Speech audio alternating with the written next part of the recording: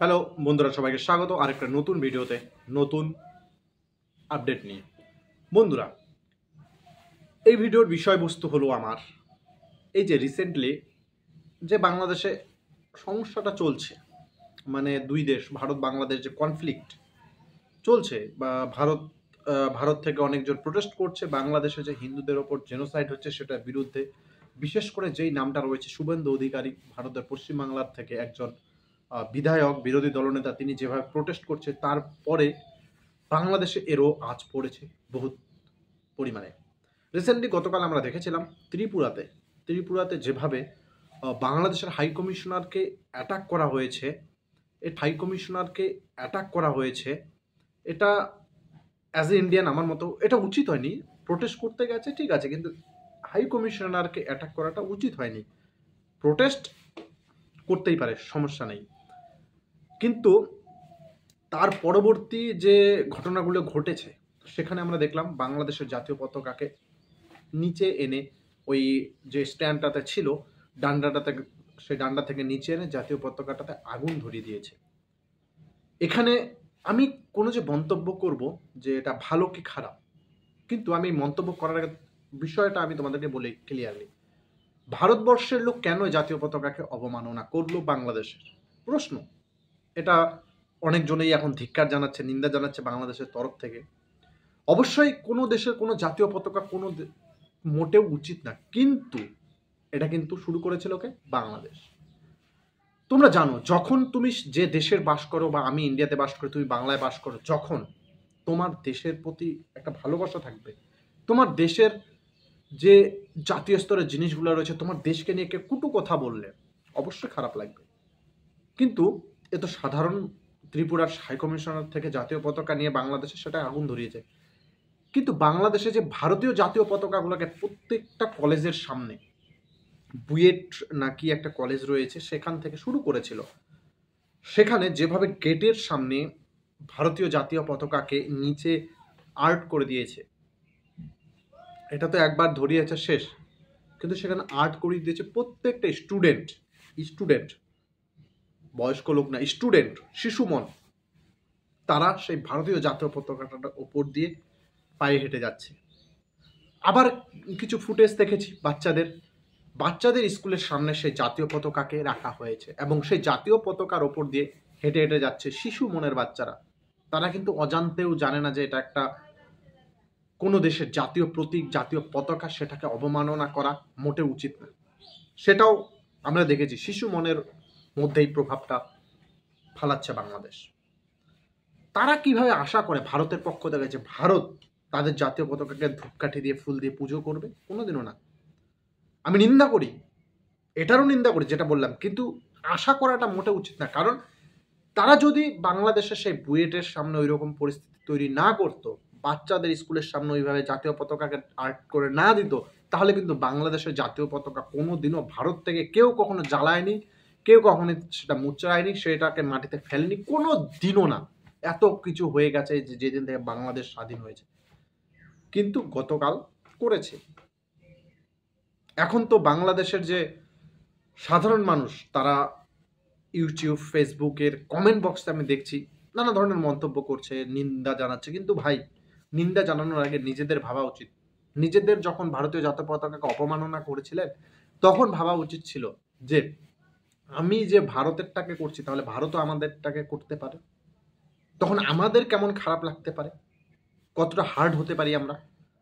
প্রশ্ন এখানে, কখনো কোনো দেশের জাতীয় পতাকা বা জাতীয় প্রতীক, জাতীয় মর্যাদা সম্পন্ন ব্যক্তিকে নিয়ে সরাসরি আক্রমণ না করাই শ্রেয়। তোমরা দেখেছো পাকিস্তানের সাথে ভারতের কনফ্লিক্ট, হয়তো বা এখনো তেমন কোনো নজির আসেনি যে পাকিস্তানের পতাকা ভারতে আগুন দিয়ে জ্বালিয়ে দিয়েছে, কিন্তু সেই ভারত পাকিস্তান হওয়ার পর থেকে কিন্তু যুদ্ধ।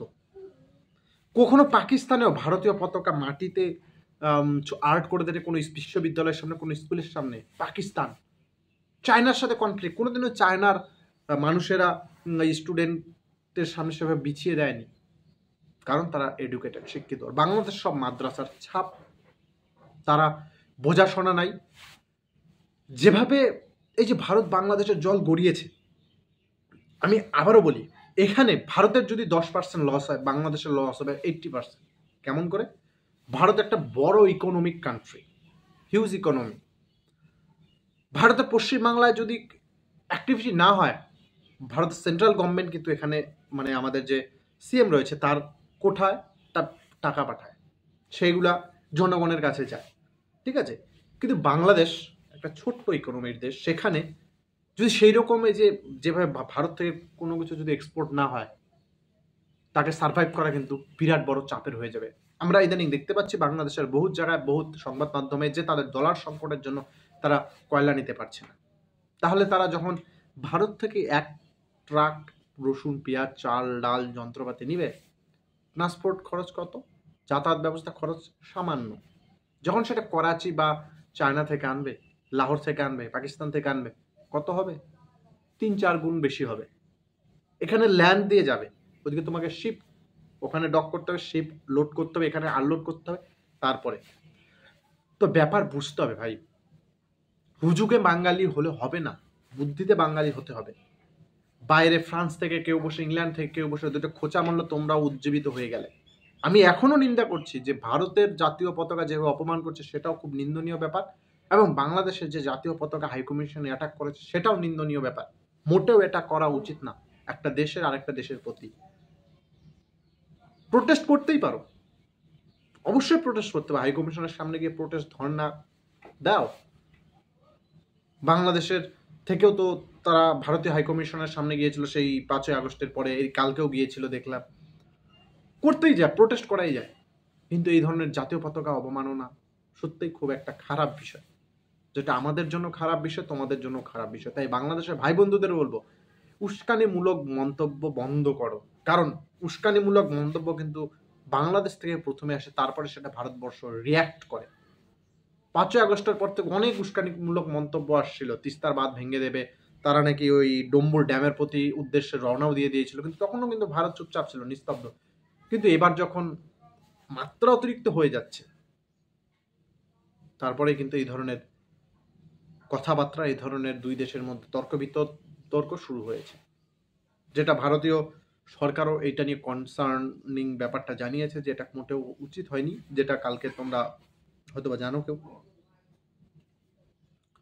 তো বন্ধুরা, একটাই কথা, জায়গা আছে, বাইল্যাট্রাল মিটিং আছে, রাষ্ট্রদূত রয়েছে, তাদের সামনাসামনি বাইল্যাট্রাল ভাবে সমস্যা, কূটনৈতিকভাবে সমস্যা সমাধান করো। কিন্তু এভাবে ভারতের মানুষকেও বলবো, বাংলাদেশের মানুষকে বলবো, আমার তরফ থেকে অ্যাজ ইন্ডিয়ান, আমি এই ধরনের জাতীয় প্রতীক, জাতীয় জিনিসের ওপর কোনো ধরনের মন্তব্য বা খারাপ আচরণ না করা অনেক ভালো। সেটা কিন্তু ইন্টারন্যাশনাল অবধি দেখছে, তাতেই বোঝাচ্ছে বাংলাদেশের মিডিয়া যতটা দৌড়ায় তার থেকে ভারতের মিডিয়া কিছু গুণ হলেও বেশি দৌড়ায়। এটা মাথায় রাখবে। বাংলাদেশ মিডিয়া বাংলাদেশকে যতটা কাভার করে ওয়ার্ল্ড মিডিয়া, তার থেকে কিন্তু ভারতকে বেশি কাভার করে।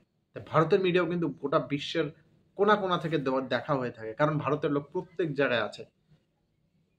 তাই করিয়া ভেবো না, ভেবে করো। যেটা তোমরা করেছো ভাবো নাই যে আমাদের কি হতে পারে, কিন্তু এখন হয়ে গেছে, এখন তোমরা ধিক্কার জানাচ্ছ। কিন্তু সবার আগে ভাবা উচিত আমরা কেন করেছি, প্রশ্নটা আসবে, তখনই তুমি উত্তর পেয়ে যাবে। তো বন্ধুরা, ভালো থেকো, আবার আসছি নতুন ভিডিও নিয়ে। আর যারা চ্যানেলটিতে নতুন, অবশ্যই চ্যানেলটিকে সাবস্ক্রাইব করো সমস্ত বাইল্যাট্রাল ইন্টারন্যাশনাল অ্যাফেয়ার্স আপডেট পাওয়ার জন্য। ধন্যবাদ।